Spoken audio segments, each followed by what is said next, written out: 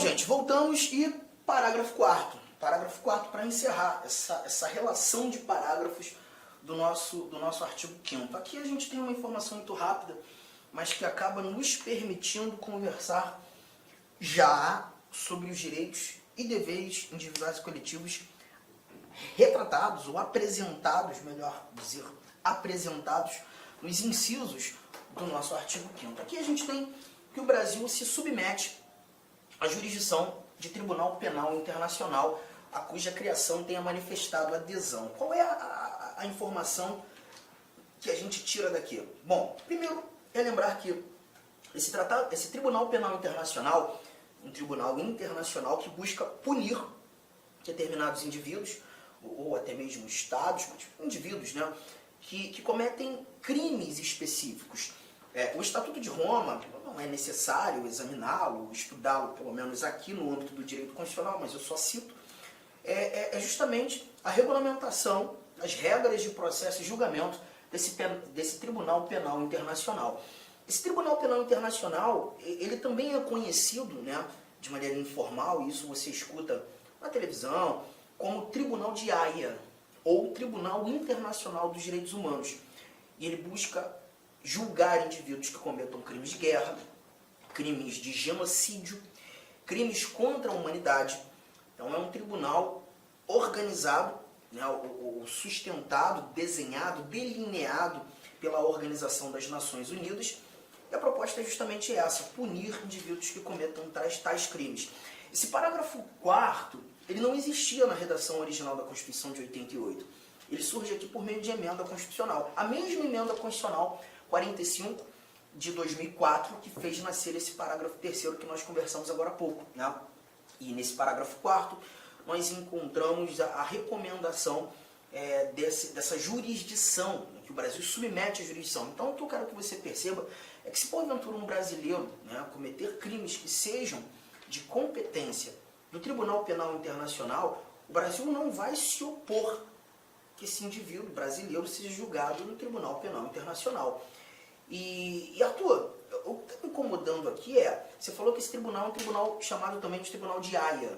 Haia é uma cidade na Holanda, é uma sede desse tribunal, não está no Brasil por óbvio, está num país europeu.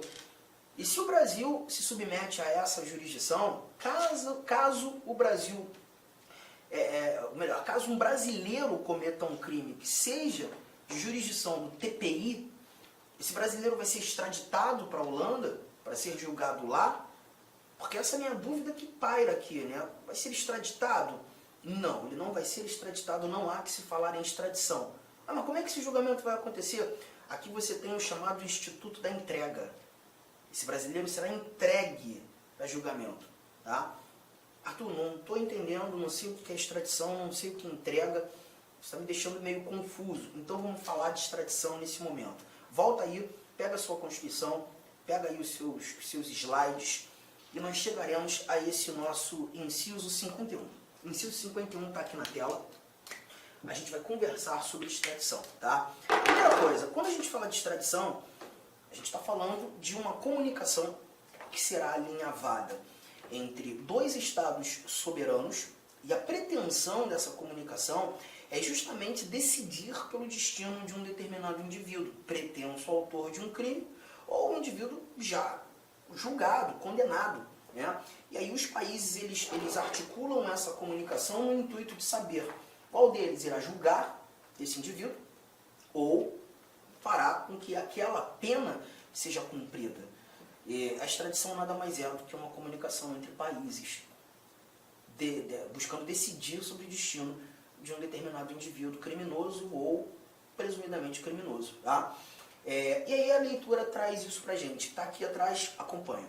Nenhum brasileiro será extraditado, salvo o naturalizado, em caso de crime comum praticado antes da naturalização ou de comprovado envolvimento em tráfico ilícito de entorpecentes e drogas afins na forma da lei.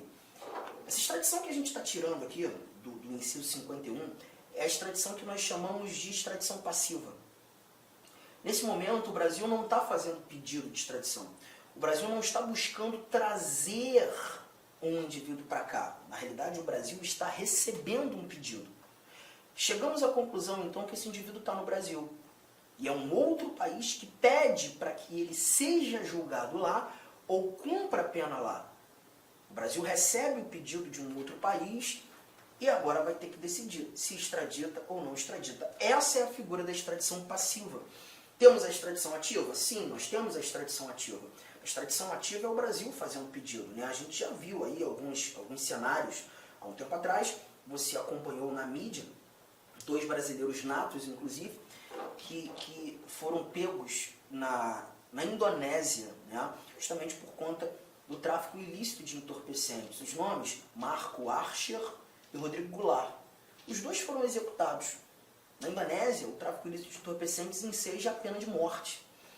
E como foram presos lá, né, encararam o corredor da morte. O Brasil se preocupou com os seus nacionais, o Brasil se preocupou com os seus brasileiros e pediu pela extradição. A Indonésia negou.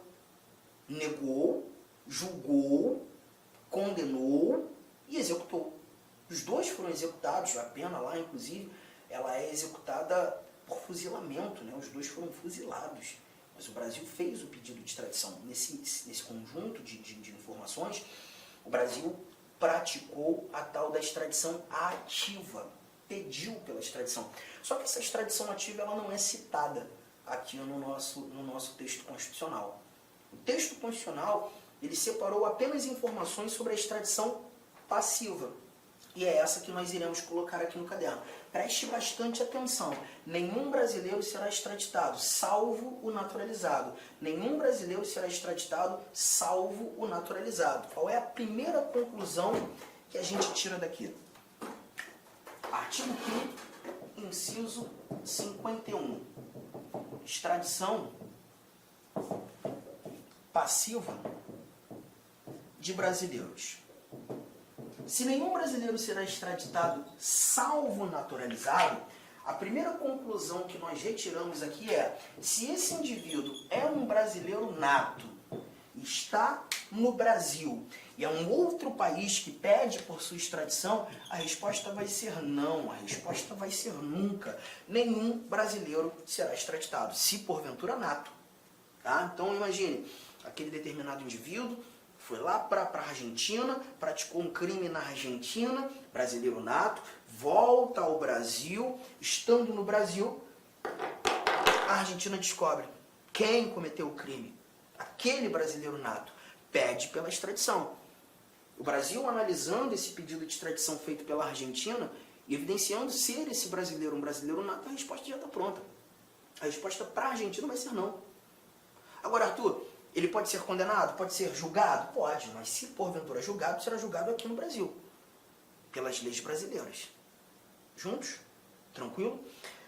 Só que você viu o salvo naturalizado. Então, se a brincadeira trouxer como personagem um brasileiro naturalizado, aí eu já não posso trazer novamente o nunca, mas também não vou escrever sempre. Vou ter que colocar um eventualmente. Brasileiro naturalizado pode ser extraditado, eventualmente. E essa eventualidade precisa garantir ou estar pautada nessa informação que a gente tem aqui. Ó. Nenhum brasileiro será extraditado, salvo naturalizado, em caso de crime comum praticado antes da naturalização, ou de comprovado envolvimento em tráfico ilícito de entorpecentes, drogas afins, na forma da lei. Caso de crime comum praticado antes da naturalização. Vamos lá, vamos brincar com isso aqui. Vamos imaginar que você seja um argentino, tá? Ainda na Argentina você pratica um crime. Vou trazer aqui um exemplo, pratica um homicídio. E aí, percebendo que o bicho começou a pegar para o teu lado, as investigações estão firmes na Argentina, você sai da Argentina e vem para o Brasil. Quando chegando no Brasil, atende os requisitos para se naturalizar, ninguém sabe que foi você que cometeu esse crime, pede pela nacionalidade brasileira, conquista a nacionalidade brasileira e se torna um brasileiro naturalizado. Após isso, a Argentina descobre quem cometeu o crime. Você. Mas perceba, você cometeu esse crime antes de se tornar um brasileiro. Então, se você praticou esse crime comum antes da naturalização, o Brasil pode te extraditar. Então, eu já trago aqui a primeira recomendação. Crimes comuns praticados antes da naturalização. Só que o cuidado que você precisa ter é que o Brasil não tem a obrigação de te extraditar. O Brasil pode te extraditar. E aí o cuidado que você tem que ter com valores semânticos, tá? Porque o poder e o dever trazem semânticas totalmente diferentes. Totalmente diferentes. Lembre-se que a dignidade da pessoa humana é um fundamento da República Federativa do Brasil. E já que estamos falando de uma comunicação entre países, entre estados soberanos, quando nós estudávamos os princípios fundamentais, você viu os princípios que regem as relações internacionais. E dentre eles, precisamente o inciso 2º do artigo 4º, a prevalência dos direitos humanos. Se, aos olhos do Brasil, e quem julga o pedido de extradição é o Supremo Tribunal Federal, tá? Isso está lá no artigo 102, inciso 1º, a linha G do texto constitucional. Se aos olhos do Supremo Tribunal Federal, o órgão competente para julgar o pedido de extradição, for mais digno vê-lo sendo julgado aqui, e não há, ainda que você tenha cometido esse crime comum antes da naturalização, o Brasil pode dizer não à Argentina. O Brasil não é obrigado a te extraditar. Pode te extraditar. Pode te extraditar. Beleza? Guardou essa informação? Só que voltando para a redação, nós temos aqui, ó, em caso de crime comum praticado antes da naturalização ou de comprovado envolvimento em tráfico ilícito de entorpecentes, drogas afins, na forma da lei. Então, comprovado envolvimento em tráfico ilícito de entorpecentes também enseja a extradição. Só que nesse caso, quando tratando desse crime em especial, desse crime específico, a gente não tem a necessidade de avaliar se, porventura, o comprovado envolvimento aconteceu antes da naturalização ou depois da naturalização. Seja antes, seja depois, a extradição vai ser discutida. Possível a extradição. Então eu tenho que trazer mais uma seta e te lembrar que, nesse caso, quando tratando do tráfico ilícito de entorpecentes, não nos interessa o momento. Tenha sido antes ou depois da naturalização, antes ou depois da naturalização, a extradição pode acontecer. A extradição pode acontecer. Legal? Só que você está percebendo que eu estou enfatizando pode acontecer. De novo, gente, não é uma obrigação, é uma possibilidade. Não é uma obrigação, é uma possibilidade. O Brasil pode extraditar, mas não é obrigado.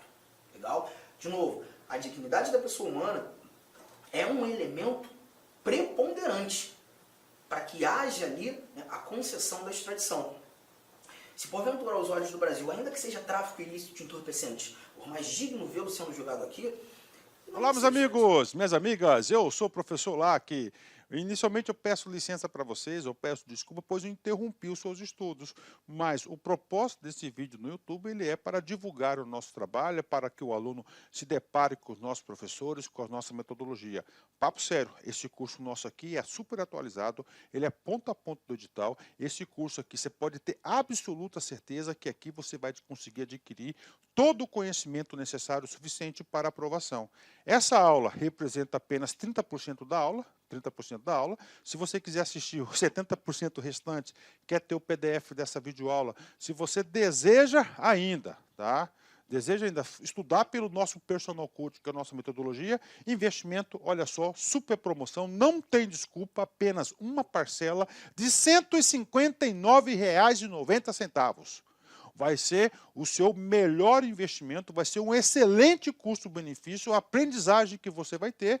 E, como disse, aqui tem um conteúdo necessário para que você seja aprovado no concurso do Tribunal de Justiça do Estado de São Paulo para o cargo de oficial de justiça. Então, eu espero vocês aqui na LAC. Valeu! Tchau, tchau!